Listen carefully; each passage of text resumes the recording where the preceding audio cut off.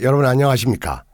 오늘 그 김갑수 TV 방송 강의에서는 1시간에 이야기하는 독립운동사를 주제로 논의를 하겠습니다. 사실 강의에 들어가기에 앞서 제가 드리고 싶은 말씀은 독립운동이라는 용어가 좀 어폐가 있다는 것입니다. 운동이라는 말이 아주 약하죠. 그리고 사실 운동하면 그 캠페인 뭐 이런 뜻인데, 사실 우리 선조들은 운동보다는 투쟁, 항쟁, 전쟁을 치렀던 겁니다. 따라서 독립운동이란 용어보다는 독립투쟁이나 독립전쟁이라고 해야지 더 맞다는 제 의견을 말씀드리고 오늘 강의를 시작하겠습니다. 이 1시간에 이야기하는 독립운동사, 시를 한 편 들으시겠습니다. 새와 짐승도 슬피 울고 산과 강물도 찡그렸다. 무궁화 이 세상은 속절없이 망했구나. 가을밤 등잔 밑 책 덮으며 역사를 돌이키니 인간 세상 지식인되어 살기가 정말 어렵구나. 1910년 8월 29일 경술국지로 나라가 결단나자 매천 황현 선생이 읊은 시입니다. 새와 짐승도 슬피 울고 강산도 찡그렸구나. 무궁화 이 강산은 속절없이 망했구나. 남도의 작은 마을에서 구례 월악마을이죠. 치열하게 집필 중이었던 이 조선의 선비는 밤새 고뇌하다가 지식인으로서 더 이상의 집필이 무의미하다고 판단, 아편 한 움큼을 삼키고 자결했습니다. 여러분 매천 황현 선생 잘 아시죠? 매천야록이라는 책이 있고 오화기문. 이분은 구한 말에 조선 말기에 과거에 2번 급제했지만 관직의 길로 나가지 않았습니다. 보통 조선의 그 과거 시험이 특히 말기에 부정으로 얼룩졌다고 얘기하는 사람들 보면 대체로 과거를 봤다가 떨어진 사람들입니다. 미국 인류대학에서 박사학위를 했다는 이승만은 조선 말기에 과거에 5번 시험 봐서 5번 다 낙방한 이 0%의 합격률을 기록하고 있습니다. 여러분, 나는 민족 자주의 성지 중국 동북삼성에 여러 번 가봤습니다. 조선혁명군 사령관 양세봉 장군의 활동지였던 이 남만의 신빙과 통화. 이 통화에는 동북항일연군 기념관이 있죠. 그리고 거기에는 중국 동북항일연군의 지도자 양정우 열사의 능원이 있습니다. 백두산은 물론 용정, 연길, 도문, 이 도문은 바로 강 건너 지척으로 북녘 땅이 보이는 곳입니다. 하얼빈은 여러분들이 잘 아실 겁니다. 일본 관동군의 생체 실험 부대였던, 야만적인 생체 실험 부대였던 731 부대의 본부가 있던 곳이고, 그 하얼빈역은 안중근 선생이 일본 제국주의 침략의 원흉 이토 히로부미를 척살한 곳이기도 합니다. 이런 데를 여러 번 돌아보았습니다. 지금 중국 땅이긴 하지만 내 발길이 미쳤던 어느 지점 하나 독립유적지가 아닌 곳이 없었습니다. 연변 조선족 자치주 시인 하경진은 산마다 진달래요, 촌마다 열삽이라 붉은 심장 날의 편이 연변 땅은 권리한다고 노래했습니다. 여러분, 연변에는 이상설 선생님의 기념관이 있습니다. 선생은 1915년부터 1917년까지 우리의 독립운동에서 가장 주도적인 역할을 한 분입니다. 1894년 과거 문과에 급제하여 망해가는 나라의 관리가 된 그는 일본의 황무지 개척권 요구의 부당성을 날카롭게 지적하는 상소를 고종에게 올렸습니다.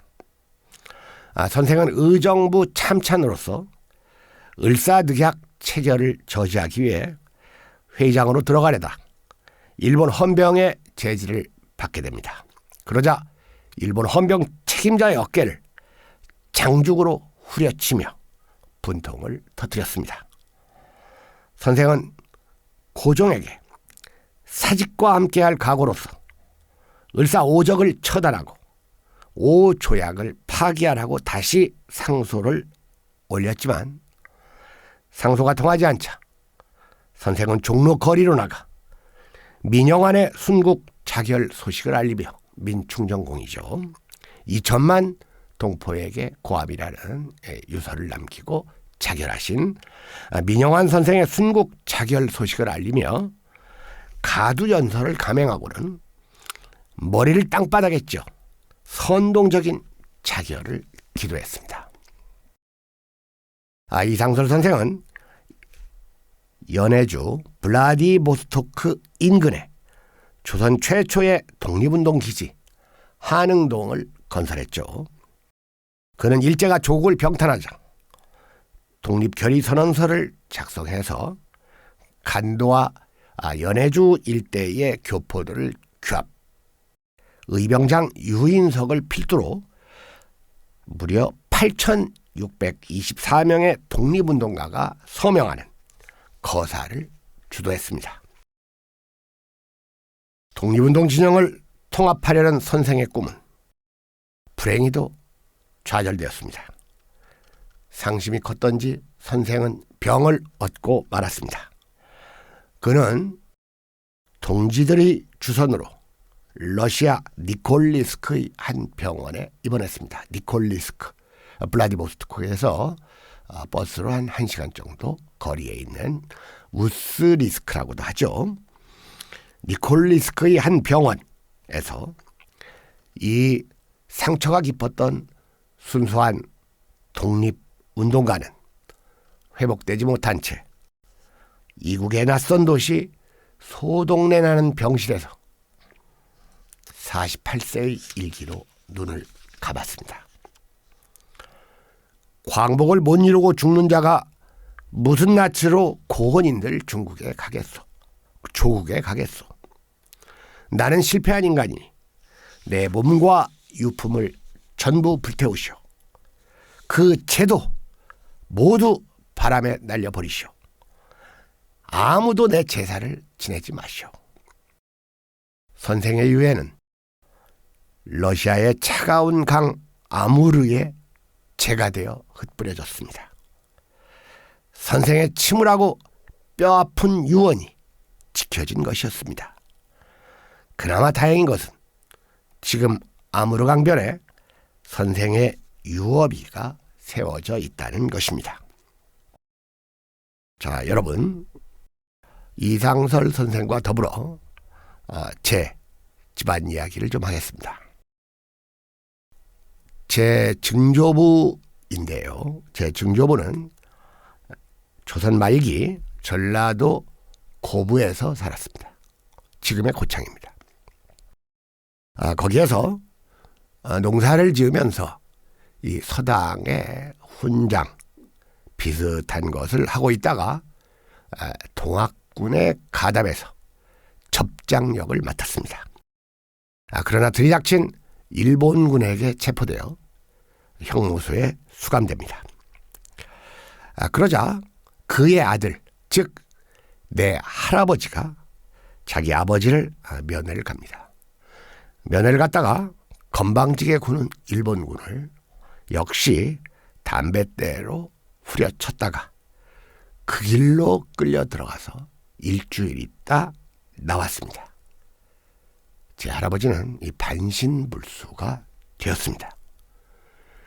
제 아버지는 말씀하시기를 반신불수의 젊은 아버지를 둔 내 아버지는 모내기를 할 때 김씨집 아들이 젖도 안 뗀 것 같은데 벌써 이 농사일을 나왔다라고 혀를 차는 동네 아저씨들의 말을 들었다는 기억이 있다고 저한테 얘기를 했습니다. 자, 여러분, 이뿐이 아닙니다. 제 처가 쪽의 할아버지는 일제 때 독립운동을 하다가 청도에서 체포되어 가지고 7년형을 언도받습니다. 일본 감옥에 있다가 거의 죽어가는 몸으로 감옥에서 나온 후에 이 건강을 회복했지만 불령선인으로 조국을 떠나지 못합니다. 김구 선생과 가까웠던 이 어른은 김구 선생이 8.15 이후에 환국을 하실 때 이 김구 선생 환영준비위원장을 했고, 김구 선생 계열의 민족주의 정당이었던 한독당에서 선전부장과 재정부장을 맡으셨습니다. 그러다가 이 미 군정과 이승만의 음모로 이 김구 세력 한독당을 제거하기 위한 이러한 모략극에 휘말려듭니다. 그분은 설산 장덕수 암살범으로 누명을 쓰고 체포되어서 사형을 언도받고 서대문 형무소에 수감 중이었다가 6.25 때 내려온 인민군에 의해서 석방이 됐습니다. 자, 여러분, 우리의 아버지의 아버지, 즉 할아버지 때에만 올라가도 이런 사연들이 허다하게 많습니다. 7년간 청춘을 바쳐서 독립운동을 했던 나라에서 그를 암살범으로 몰아가지고 사형을 언도하고, 그것도 북에서 내려온 인민군에 의해서 이 석방되는 이 기구하고도 모순적인 현실이 바로 우리 이전의 역사에서 펼쳐졌고, 아직도 이러한 역사의 후유증은 이 사회 도처에 아픈 상처, 생생한 이 상처로 남아 있습니다. 이용학의 시 풀벌레 소리로 가득 차 있었다는 이상설 선생의 죽음을 연상케 합니다. 우리 집도 아니고 일갓집도 아닌 집, 고향은 더욱 아닌 곳에서 아버지의 침상 없는 최후의 밤은 풀벌레 소리로 가득 차 있었다. 노령을 다니면서까지 애써 잘해온 아들과 딸에게 한마디 남겨두는 말도 없었고, 암울만 썰렁한 니코리스크의 밤도 완전히 잊으셨다. 목침을 반드시 벤 채 다시 뜨시지 않는 두 눈에 얼음장에 누구신 듯 손발은 식어갈 뿐, 피지 못한 꿈의 꽃봉오리가 가라앉고 입술은 심장의 영원한 정지를 가리켰다. 때늦은 의원이 아무 말 없이 돌아간 뒤 이웃 늙은이 손으로 눈빛 미명은 고요히 낯을 덮었다.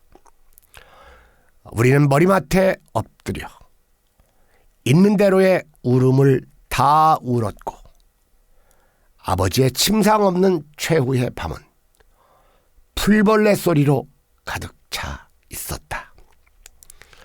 여러분, 이 비통한 시를 읊은 이용학 선생은 함경도 출생 시인입니다. 이 죽음에 도사리고 있는 장엄한 비애는 어느 한 특정인의 체험에 국한되지 않습니다. 거칠고 삭막한 이국에서의 삶을 호련히 마감한 이 어른의 죽음은 일본 군국주의 압제와 핍박에 따른 것이고, 이러한 핍박은 그 당시 조선 인민이 겪어야 했던 보편적인 삶의 양상이었습니다. 바로 여러분의 아버지, 여러분의 할아버지가 이 사람들이었던 것입니다. 여러분, 나는 이 동북만의 무장 유격 항쟁지들을 돌아다녀 본 적이 있습니다. 그때도 역시 압록강을 거슬러서 백두산에 올랐고, 산을 내려가 두만강에서 북녘 땅을 이윽히 바라보았습니다. 물론 그 전에 상해와 항주가 있는 동중국 일대는 일찌감치 돌아보았습니다. 또한 러시아에서 국경을 넘어 중국으로 들어와 보기도 했습니다. 또한 중국 대장정 인민혁명본부였던 연안과 서안 등지를 답사하기도 했는데요. 바로 이곳은 우리의 조선 의용군과 깊은 관련을 맺은 땅이기 때문이었습니다. 역시 중국 대륙은 우리 민족의 자주 역사가 숨쉬고 있는 공간입니다. 여러분, 우리의 독립운동은 크게 셋으로 나누어 볼 수가 있습니다. 상해에서 항주를 거쳐 중경에 이르는 임시정부 중심 세력, 광동봉기에서 중국인민대장정, 그리고 연안에 이르렀던 중국 혁명 참여 세력, 마지막으로 제가 여러 번 가본 노정과 일치하는 간도, 즉 동북만 무장 반일 투쟁 세력입니다. 편의상 그냥 상해파, 관내파, 동북파라고 호칭하겠습니다. 여기서 관내파라는 것은 이 중국의 대륙을 크게 둘로 나누면 양자강을 중심으로 이 강북과 강남을 나누기도 하지만, 이 중국을 동북과 이 남서로 나눌 때 그 바레만에 있는, 바레만 그 해안에 있는 산해관 할 때 관입니다. 이 산해관을 기준으로 해서 산해관보다 동북쪽, 여기를 관외라고 하고, 이 산해관보다 남서쪽, 즉 중원이 포함된 중국의 본토를 관내라고 하니까요. 편의상 상해파, 관내파, 그리고 동북파, 이렇게 호칭을 하겠습니다. 편의상 그러는 겁니다. 상해파는 광복군, 관내파는 조선의용군, 그리고 동북파는 조선인민혁명군을 만들었습니다. 요즘 북에서 말하는 이 백두산 혈통은 바로 이 동북파를 가리키죠. 다만 이렇게 단순히 삼분법으로만 하다 보면 동북에 와서 미리 투쟁했던 안중근 의사, 그리고 북로군 정서 총재 서일, 최진동, 최운산 장군, 홍범도 장군, 그리고 김자진과 이범석 등을 놓칠 수가 있고, 이른바 북경파로서 무정부주의와 관련된 이회영 선생 등을 또한 놓칠 수가 있습니다. 그리고 아까 얘기했던 양세봉 장군을 기억해야 됩니다. 양세봉 장군은 1920년대 말과 30년대 초 조선혁명군 지도자로서 군신이라는 호칭을 얻은 무장투쟁가였습니다. 양세봉 장군은 이념을 배격했습니다. 어느 면에서 그는 가장 순수한 무장투쟁가였습니다. 그는 유일하게 남북한 국가 묘지에 안장되어 있는 한국과 조선 두 나라 국가 묘지에 안장되어 있는 독립운동가입니다. 이 밖에도 이 남만에서 이 농민들과 함께 이 무장투쟁을 전개했던 이홍광 열사, 이동광 열사, 이런 분들은 우리가 따로 기억하지 않으면 안 되고, 하얼빈 인근의 북만에서 혁혁한 무장투쟁을 전개했던 허영식 선생을 기억해야 됩니다. 이 허영식 선생은 허위 선생과 숙질간 정도 되는 것으로 파악되고 있습니다. 허위 선생은 13도 의군을 결성해서 지금의 그 청량리의 그 청량리까지 이렇게 무장 병력을 이끌고 일본군에 도전했던 조선의 선비 독립운동가였죠. 지금 그를 기리지에서 왕산로가 있고 바로 이 허위 선생은 일본 놈들이 만든 서대문 형무소의 사형 1호로 세상을 떴습니다. 상해파 이야기부터 좀 시작하겠습니다. 이 상해파의 최대 공로자는 예관 신규식 그리고 백범 김구를 들 수가 있습니다. 신규식 선생은 상해 임시정부를 창업한 분이고 김구 선생은 임시정부를 끝까지 지킨 분입니다.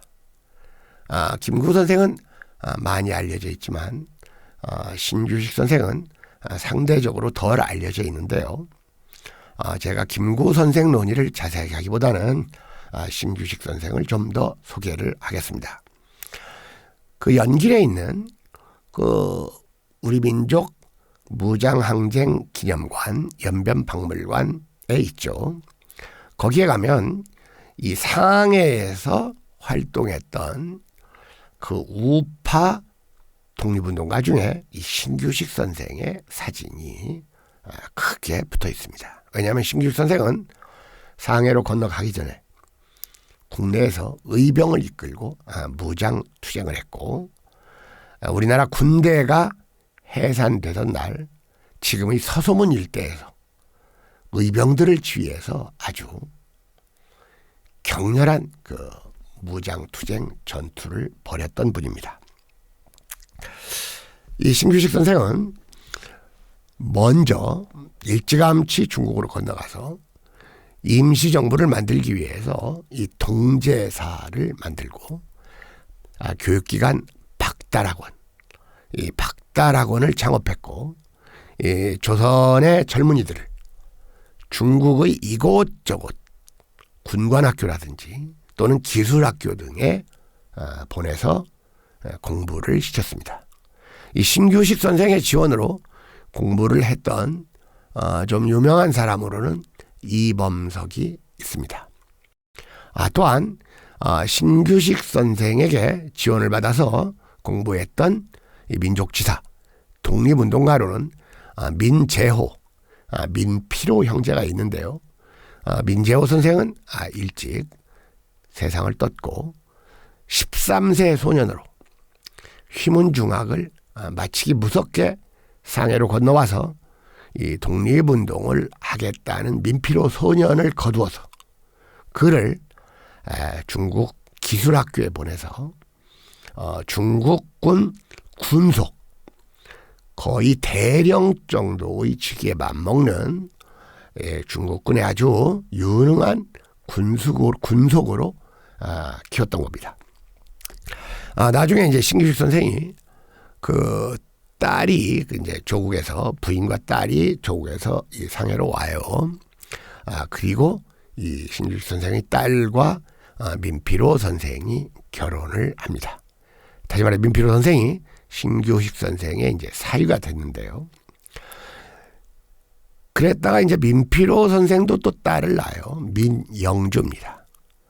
바로 이 민영주 여사는 일제 말기에 그 중경에 가가지고 그 미군 OSS의 지원을 받아가지고 무슨 특공대를 양성한다는 그 부대의 지대장을 맡은 그 이범석의 비서를 합니다. 근데 여러분들 알다시피 우리가 그 학병에 탈출했던 유명한 두 분으로 장준하 선생과 김준엽 선생이 있죠. 바로 거기에서 김준엽 선생과 민영주 여사의 또 혼인이 이루어집니다. 그러니까 이제 그 김준엽 선생과 민영주. 그러니까 김준엽 선생의 장인이 민필호 선생이고, 민필호 선생의 장인이 신규식 선생입니다. 또한 신규식 선생의 부친 신용우 공은 정이품 조선 말기의 관리로서 나라가 망하자 의병을 조직해서 투쟁했던 분입니다. 그러니까 4대에 걸친 독립운동가 집안이라고 할 수 있습니다. 지금 우리나라에서 이른바 집안이 좋다는, 가문이 훌륭하다는 말은 바로 이런 집안, 이런 가문을 두고 하는 말이 아니겠습니까? 이회영 선생님 가문도 좋고, 북에 있는 북에서 초대 주석을 한 김일성 선생의 아버지, 동생, 이런 분들이 모두 독립투쟁을 전개했습니다. 어찌된 일인지 자금의 대한민국에서는 무슨 재벌 집안, 판검사 집안, 대학 총장 집안을 집안 좋다고 하는 얼빠진 사람들이 득실거리는 이러한 기이한 현상이 일어났습니다. 양세봉 장군 이야기를 했었는데요. 그러고 상해파의 최대 공로자인 신규식 선생, 그리고 김구 백범 선생 이야기를 했습니다. 백범 선생에 대해서는 또 적당한 기회에 따로 말씀을 드리겠는데요. 이 제국주의 군부에 인상 깊은 테러 공격을 감행한 윤봉길 의사의 상해 홍구공원 거사, 이것은 백범 김구의 작품이었고, 그 이전에 일본 동경에서 격렬한 폭발음을 냈지만 미수에 그친 이봉창 선생의 거사도 역시 김구 선생이 주도했습니다. 상해파에 약점이 있었다면 무장투쟁보다 외교 노선에 치중했던 점을 말하지 않을 수가 없습니다.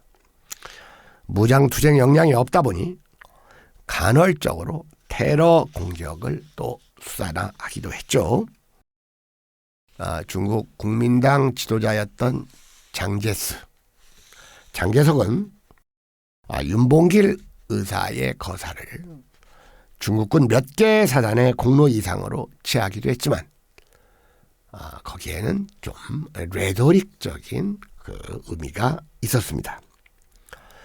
이렇게 취하해놓고 반대로 지원을 요청하는 김구 선생에게 일본군 장군 하나를 죽이면 또 하나의 일본군 장군이 뒤를 이을 뿐이라며 테러 공격의 비효율성을 지적하게 됐는데요.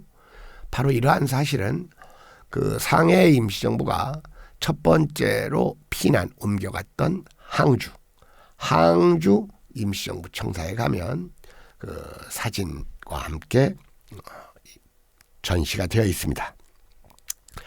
자, 여러분, 그렇다고 해서 제가 상해파의 독립운동가를 조금이라도 폄하하려는 의도가 있는 건 아닙니다. 아무튼 이 상해파는 8.15 이후 국내로 돌아와, 정확히 말하면 남한으로 와서 또 다른 시련에 봉착을 하죠.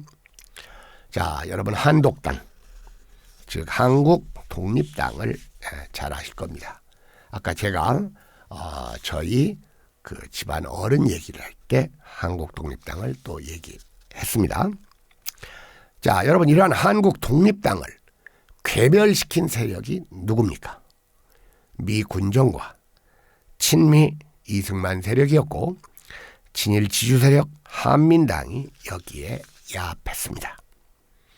이승만이 만든 자유당은 오늘날 새누리당과 자유한국당의 전신이라고 할 수 있고, 또 다른 친일 세력이었던 한민당은 오늘날 여당인 더불어민주당, 전신이라고 할 수가 있겠습니다. 자, 우리 모두가 동의하듯이 대한민국의 비극이라면 민족주의 독립운동 세력이었던 한독당이 망해버린 데에 있습니다.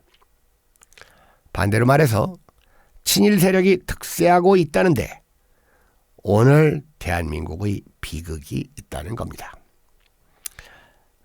이것은 비극이자 모순입니다. 한독당의 정신적 지주였던 김구는 괴한 안두희의 흉탄에 숨졌는데요. 안두희의 배후에 이승만과 미국이 있을 것이라는 추론은 대단히 강한 설득력을 갖습니다.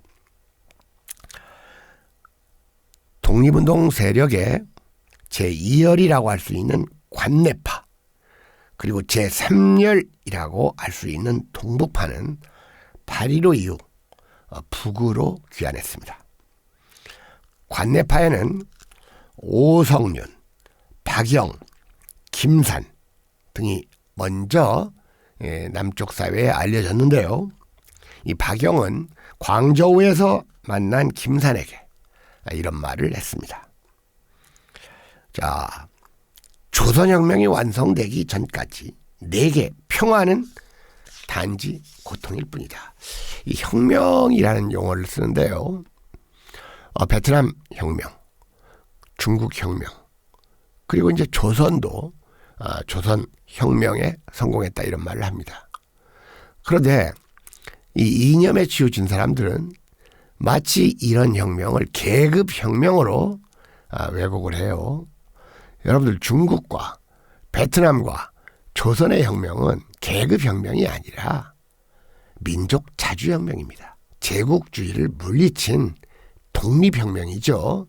그걸 계급혁명이라고 하는 것은 상당한 역사에 편향된 왜곡이라고 할 수가 있겠습니다. 자, 여러분, 김산은 아시죠? 본명이 장지락인데요. 흥미로운 책 아리랑의 주인공이기도 합니다. 이 아리랑은 그 에드가 스노우의 부인 님 웨일즈가 그 연안에서 김산과 몇 번의 인터뷰를 하고 쓴 책이죠. 자, 이 밖에 중국 인민혁명군가를 작곡한 팔로군 행진곡, 그리고 연안송 등을 작곡한 이남 광주 출신의 탁월한 음악가 정율성 선생도 관내파에 해당합니다. 그러나 이들보다 더욱 본격적인 관내파로서 조선의용군과 관련되는 중국 인민혁명군에서 상당한 직위의 계급과 보직을 맡았던 양림 선생과 무정 선생이 있습니다. 양림 선생은 분명히 김훈이죠. 아까 나왔던 사람은 김산이고요. 이 김훈 이 선생은 그 리추악 선생의 남편이기도 합니다.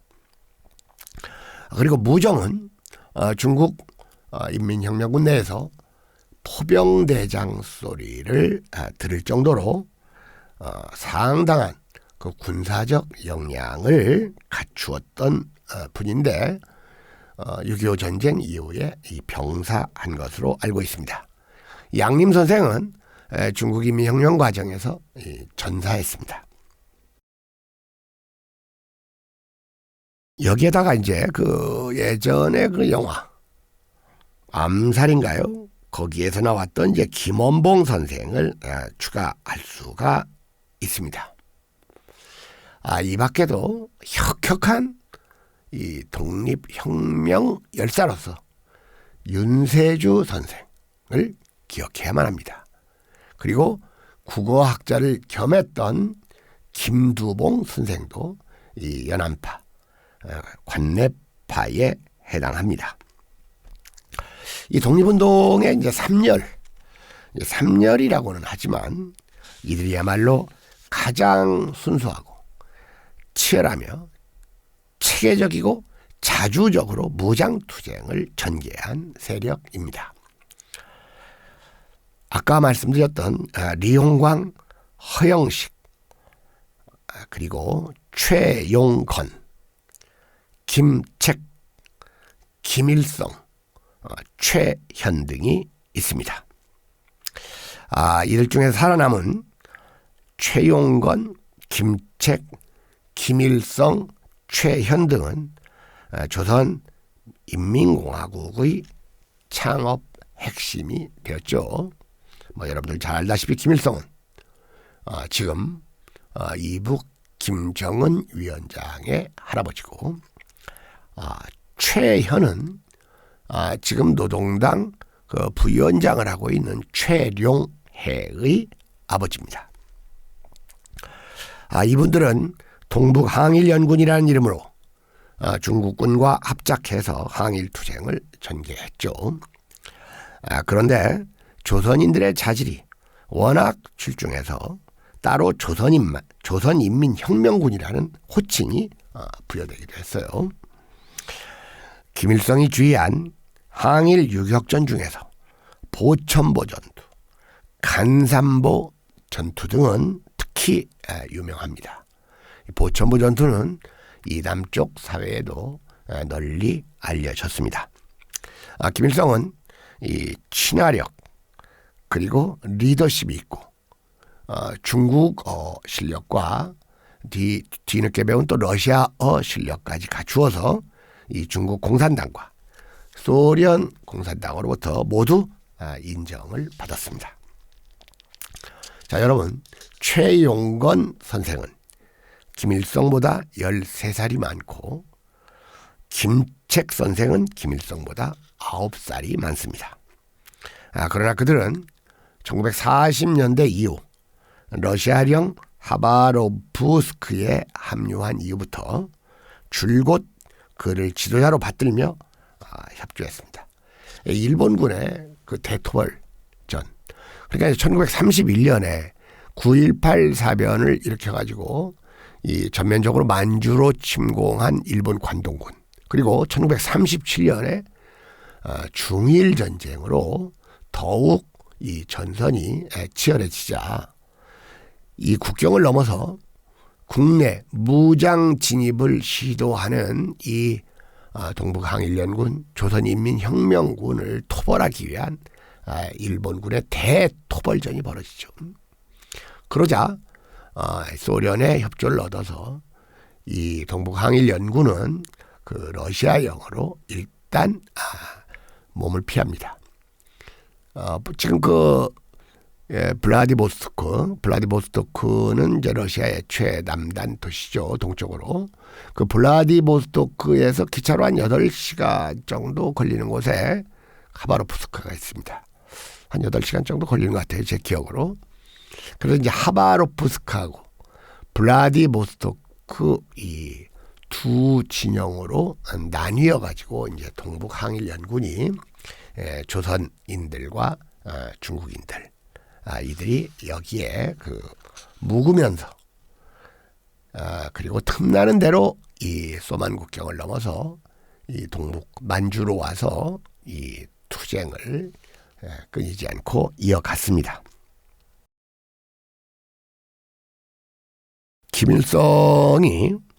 김일성 사령이 그 첫 부인 김정숙과 결혼한 곳도 이곳 러시아령으로 넘어오기 전의 일이었습니다.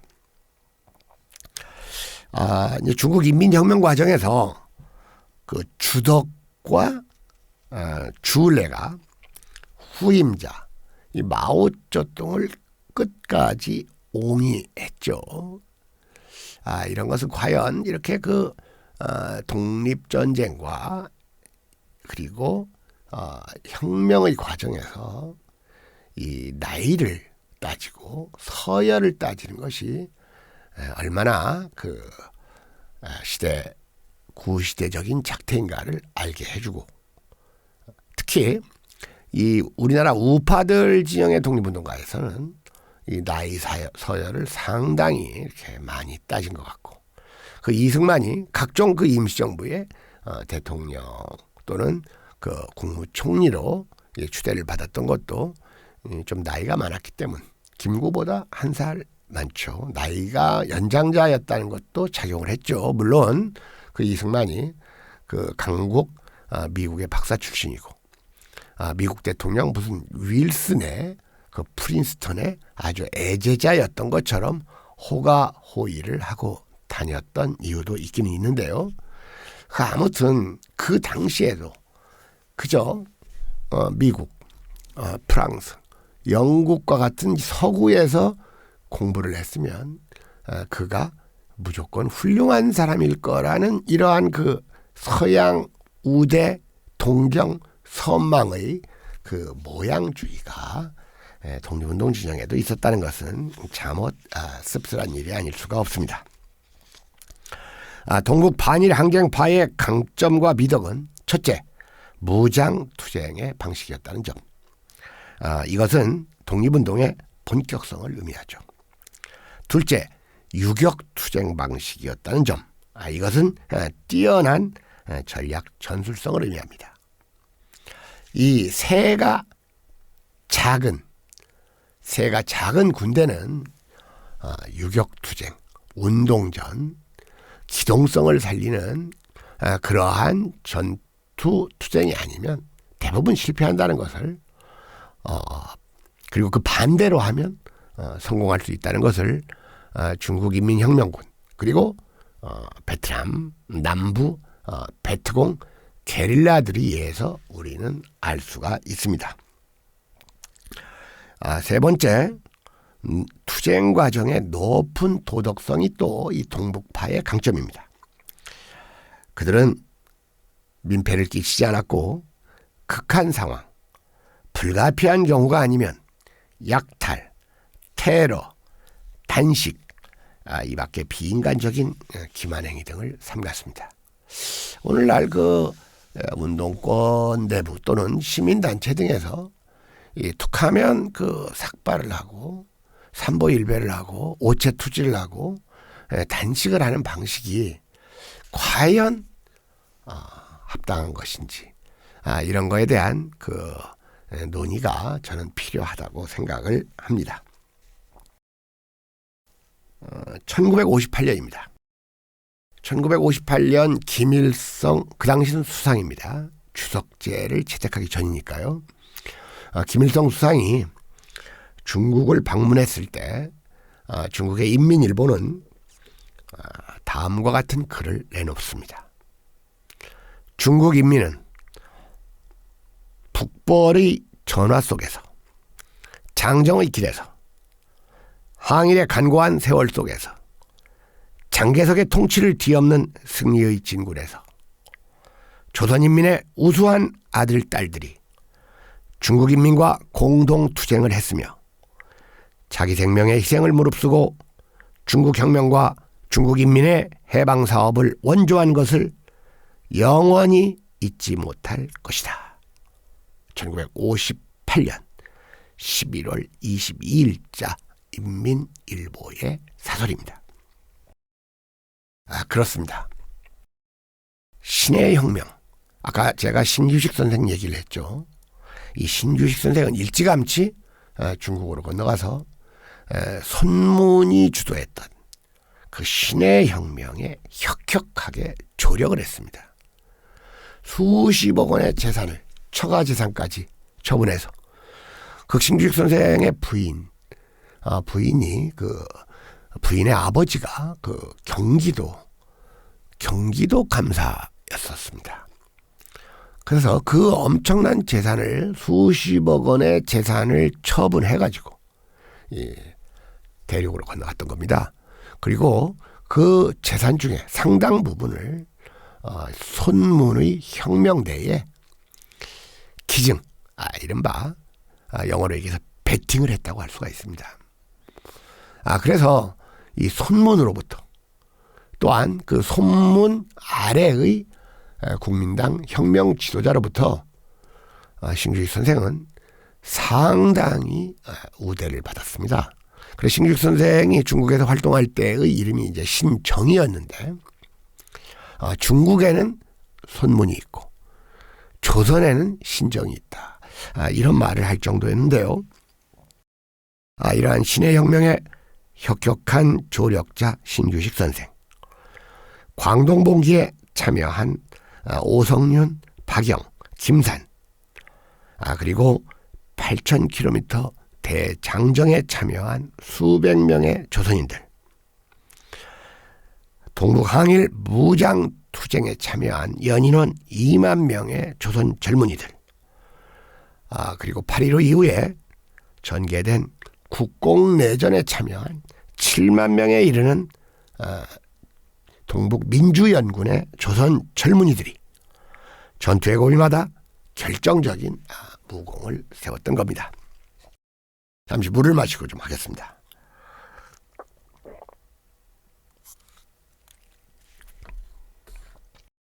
여러분, 일신교도들은 신의 역사를 말합니다.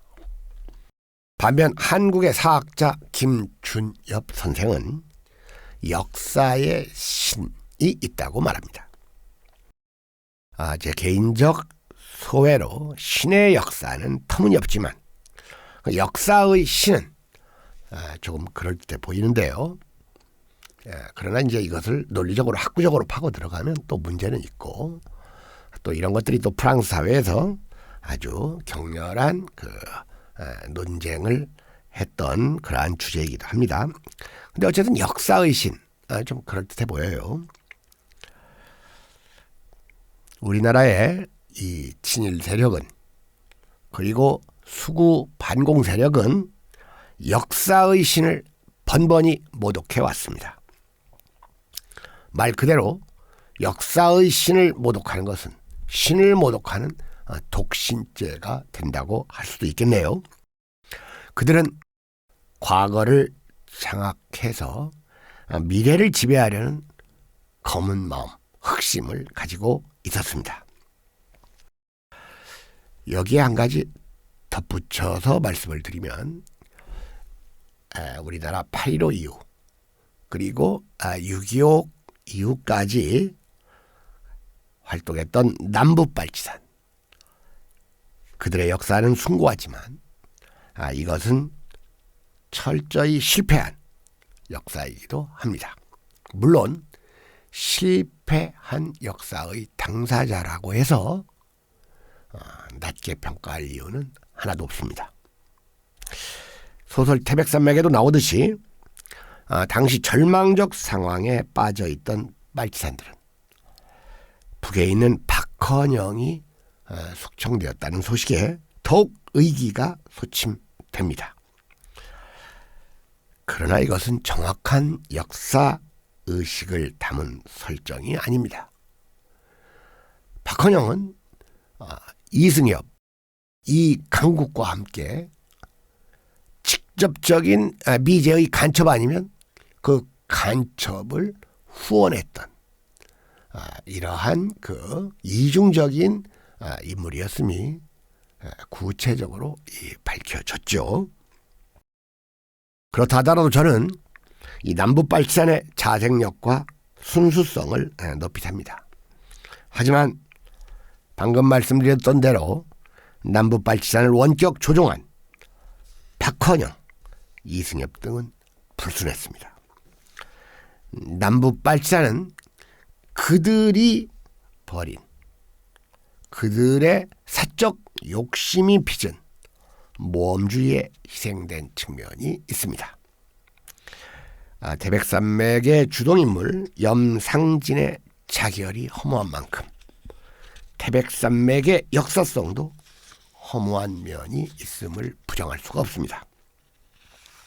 그러나 식민지 시대 만주와 백두산 일대를 누볐던 인민혁명 유격대의 역사는 찬연하고 자랑스러운 우리의 역사입니다.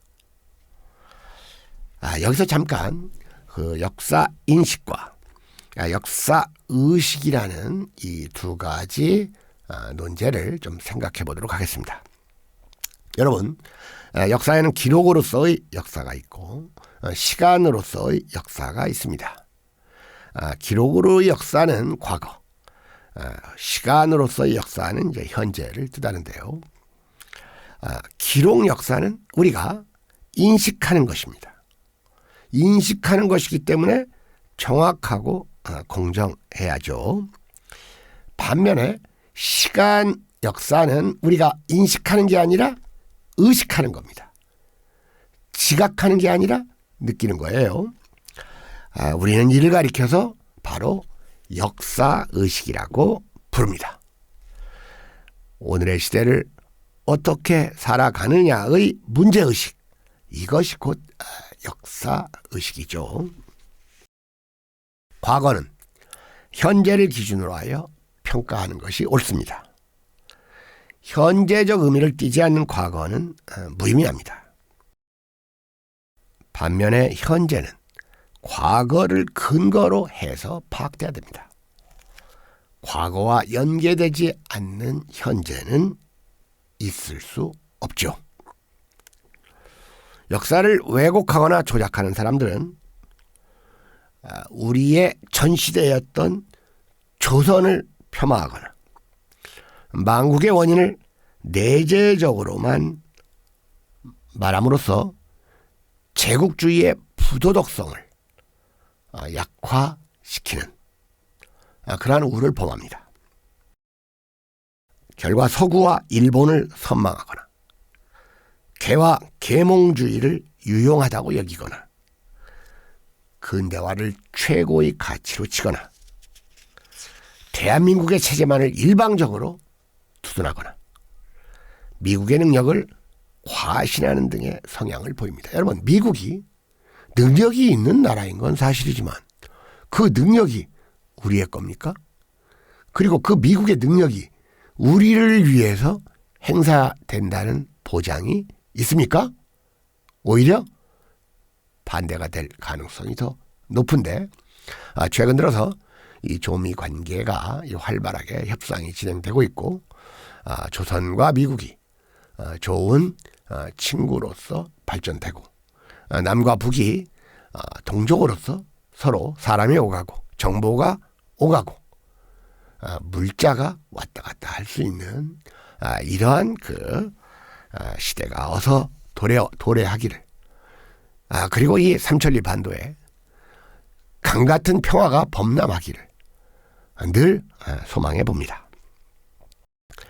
자, 여러분, 역사를 파악함에 있어 국가주의와 근대주의는 똑같이 나쁩니다. 나는 이 두 가지를 합해서 범식민주의라고 규정을 합니다. 결과 오늘의 한국인은 상당수가 갑신정변과 독립협회가 얼마나 유해한 역사적 실체였는지를 잘 모릅니다. 물론 독립협회의 일부 분들은 순수했고 나름 공적이 있습니다. 두 번째로 제국주의의 간교 음험함과 러일 전쟁의 실체에 대해서 잘 모릅니다. 세 번째, 상해 임시정부의 진정한 공로자들이 덜 알려져 있습니다.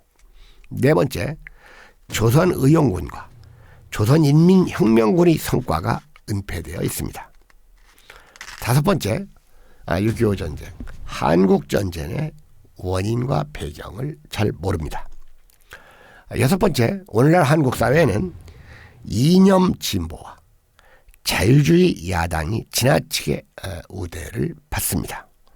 일곱 번째, 여전히 지역주의에 대한 오해와 편견이 잠복되어 있습니다.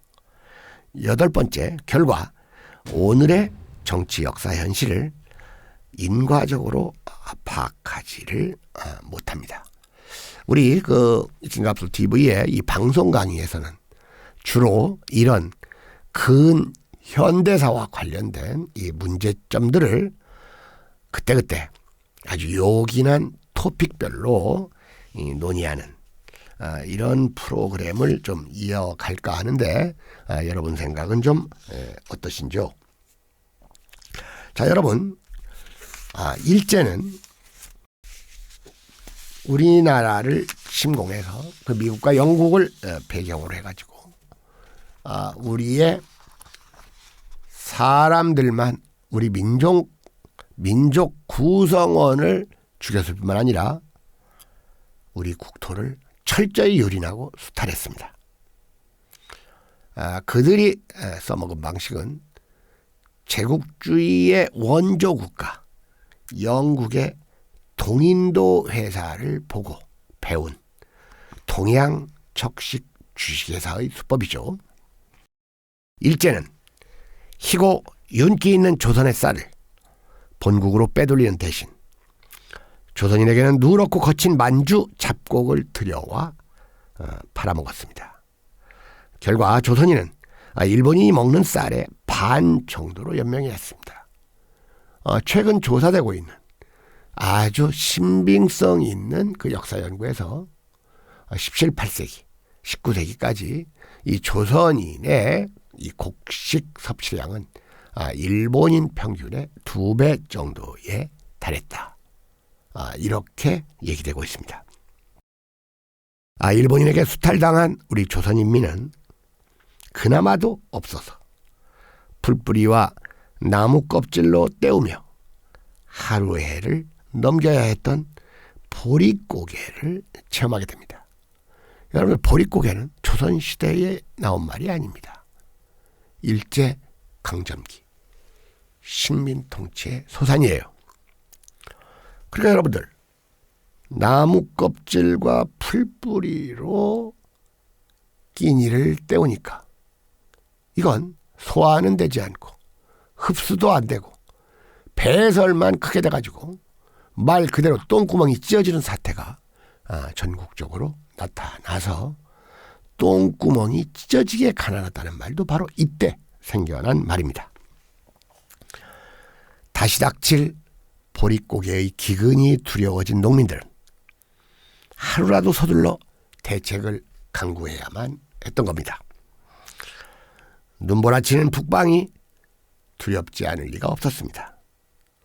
그러나 얼어 죽으나 굶어 죽으나 마찬가지였습니다. 그들은 누더기 보찜들이나마 나누어서 남편은 짊어지고 안악은 머리에 인 채 말 그대로 남부 여대의 형상으로 까마득히 먼 간도 땅과 연해주를 향하여 눈 위에 바들바들한 발자국을 남기며 사라져갔습니다. 조선의 농촌에는 날이 갈수록 빈집이 늘어갔습니다. 이용학 선생의 시를 한 편 더 읽겠습니다.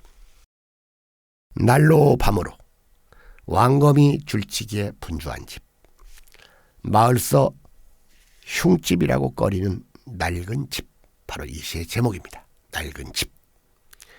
이 집에 살았다는 백성들은 대대손손에 물려줄 은동곳도 산호관자도 갖지 못했니라.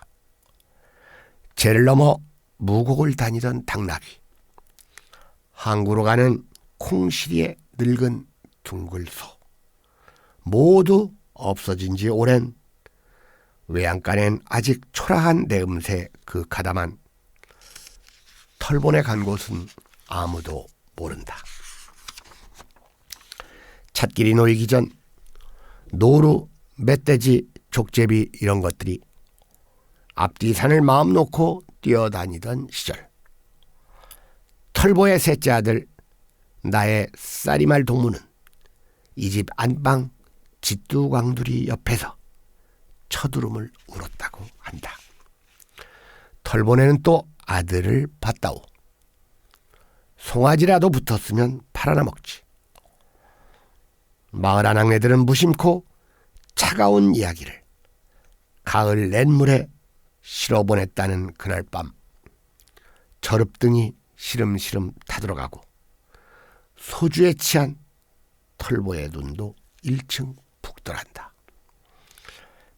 갓주지 이야기와 무서운 전설 가운데서 가난 속에서 나의 동무는 늘 마음 졸이며 자랐다.